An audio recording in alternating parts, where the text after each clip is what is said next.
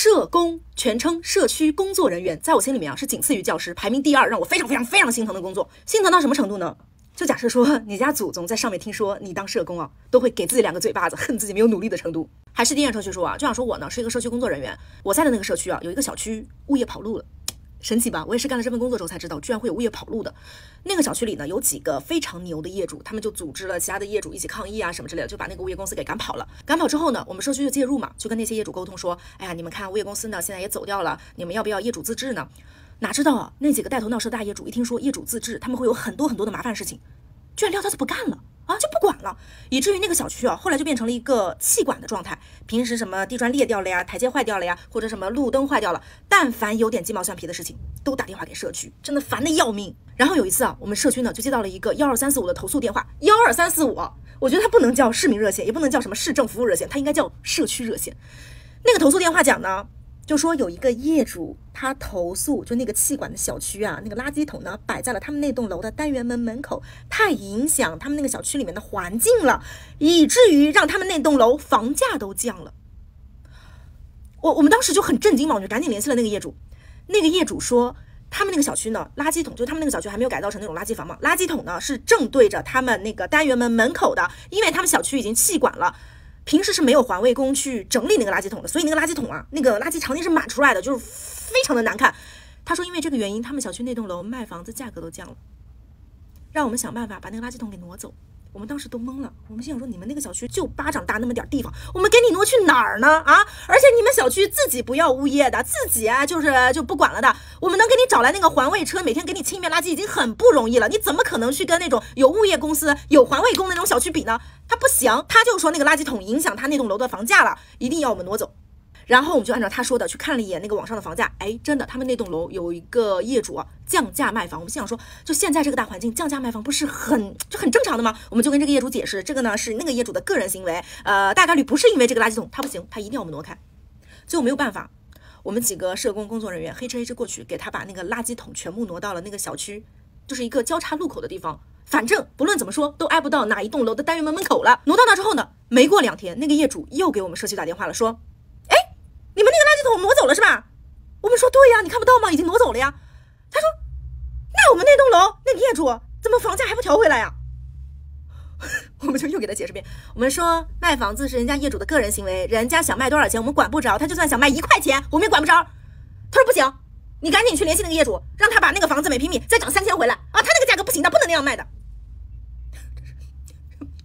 还有一个非常绝的，就是有段时间我们这个城市呢发生了电瓶车上楼引发火灾的事故，然后整个城市所有的社区都开始草木皆兵，排查那个电瓶车上楼嘛，就排查到我们这个社区有一个小区里面有个大爷70多岁了，每天出去都是骑电瓶车，关键他那个电瓶车看着比我年纪都大，所有的部件都换过，甚至他那个电瓶都是拿透明胶带缠在上面的。他每一天回家都会把那个电瓶车推进电梯，上到4楼回家充电。我们就跟那个大爷讲说，大爷这样子非常危险的，你就把这个电瓶车呢停在负1楼，我们现在负1楼都已经安装那个充电桩了，你在那充电非常的安全，放心吧。大爷就是不听，他就觉得有人会偷他的电瓶。然后没有办法呢，我们就只能明令禁止这个大爷把电瓶车推进电梯上楼，因为现在那个电梯里面不是有那个监控嘛，不都是可以看到的。你猜怎么着？这个大爷居然开始每天，他70多岁了，每天扛着他那个电瓶车上4楼。一开始呢我没有发现，等到发现的时候呢也晚了，因为他直接连人带车从那个楼梯上面滚下来了，直接骨折了。他骨折之后就找到我们社区，找到物业说是因为我们不让他的电瓶车上电梯，搞得他只能扛电瓶车上楼，所以他才会翻下来骨折的，要求我们赔他的医药费。最后这个事情是怎么解决的呢？是我们社区和物业一起拿一些什么饭补零碎的钱，凑钱给这个大爷买了一辆1000多块钱的新电瓶车，并且再三赌咒发誓，这个电瓶车的电瓶是焊死的，绝对不会有人能偷走，并且物业每天晚上派2轮保安去巡逻，确保他的电瓶车不会被人动，这个大爷才同意在负1楼给他的电瓶车充电的。这叫什么事儿我真是服了。然后还有一个青蛙事件，我真是服了，我真是无语透了。就有一次有一个业主呢给我们打12345投诉，说他们小区里面青蛙太多了，大半夜呱呱呱叫，吵得他头疼睡不着觉，让我们去指导物业把那些青蛙都给搞干净。我们一听这个语气就知道肯定是哪个老赖业主又拖欠了很多物业费，不好意思找物业，所以找我们。但没办法，他都已经投诉了嘛，我们就只能打电话给物业，我们就说了这个情况。物业说那行，那我们去弄吧。我们就顺嘴问了一句说，